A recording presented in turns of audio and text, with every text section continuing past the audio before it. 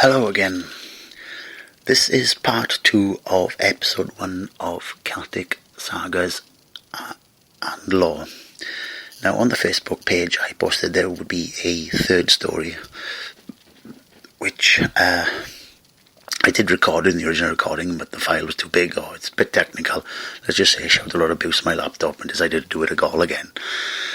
So this story is of the Weeping Maiden of the Henrhyd Falls.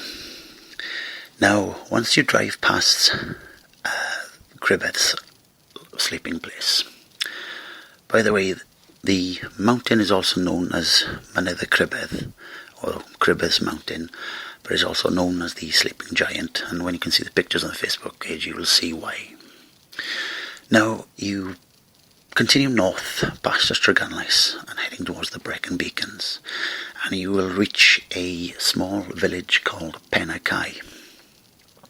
Now from Penacai you will see signs leading up saying Henrhyd Falls. Now you follow the road up onto the top of the mountain, and where you park, or if you've walked, you will see a sign going down into some woodland, ancient oakland, and you will be forgiven for thinking that you are travelling back in time, because the oaks are ancient and moss covered, and the greenery at the right time of year.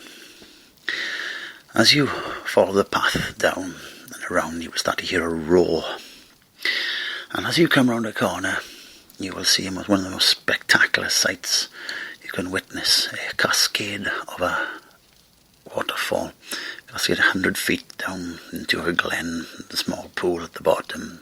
Again, there's pictures on the Facebook page you can see for yourself. Now, the glen itself, there is a small path that's been cut through and leads into a cave behind the waterfalls where you can stand and look out through a curtain of water, which is absolutely magnificent. Now, inside the cave it is very echoey, as you can imagine. Some say they can hear a maiden's weep. Now there's a story attached to this, and it is that of Mary. Now there are several versions of the story depending on which drink farmer you buy pints for, but the most popular version is that of the Mary the angel voiced.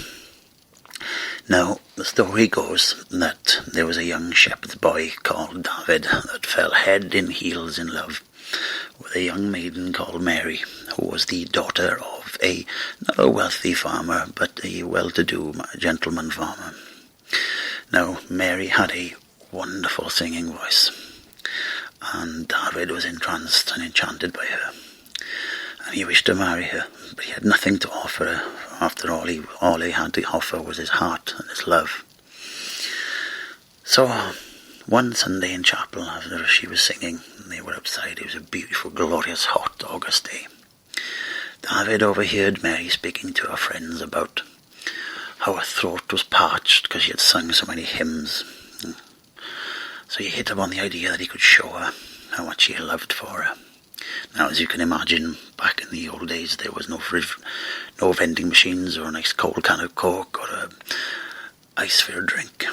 But the water that cascades from the falls is always cold. Even in the height of the warm summer, the water is crystal clear and pure and cold. So he had the idea that on the following Sunday he took a beaker from home, a wooden beaker, and when Mary started to sing, he slipped at the back of the church, which was a great taboo, a geese as it is called. And he ran down to the falls, to the cave, and he leaned forward into the falls to fill the beaker with water. But the rocks there are slippery, so if you do go, be careful, because the same thing could happen to you. And he slipped and fell as he was leaning over to get the cold water, and he fell and unfortunately cracked his head open and was later found dead downstream. Now, unbeknown to David, and as this case with many unsung love stories, Mary had also fallen in love with David. She knew he had no money or nothing to offer but his heart, but she knew of his gentle nature and saw the way that he cared for others and treated others. Found a good man, but again, due to her station, she felt she could not approach David.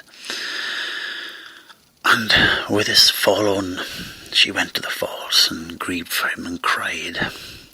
She sang so he could hear her voice, and hopefully he would come and bring her the cup of cool, spring water that she wished.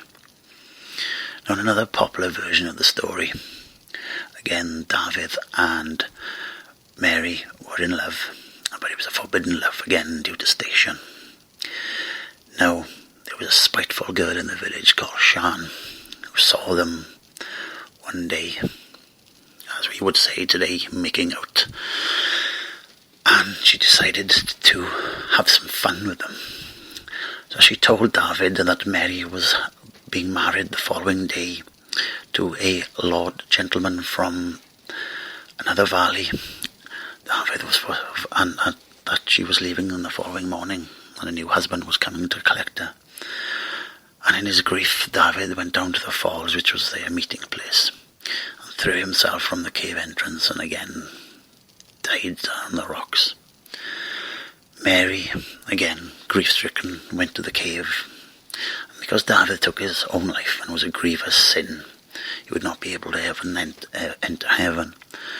So she sang with all her might and all her life force to let the angels, so the angels would let her in, would let him into the gates, the pearly gates of heaven. And in all versions of the tale, she is unable, no persuading or cajoling will bring Mary away from the cave, and there she sadly got weaker and weaker and died, and today her spirit still sings, others can hear, where she waits for her lost love, David. Okay, that's even a bit longer version than the original thing, so again, hope to see you in episode 2. Bye for now.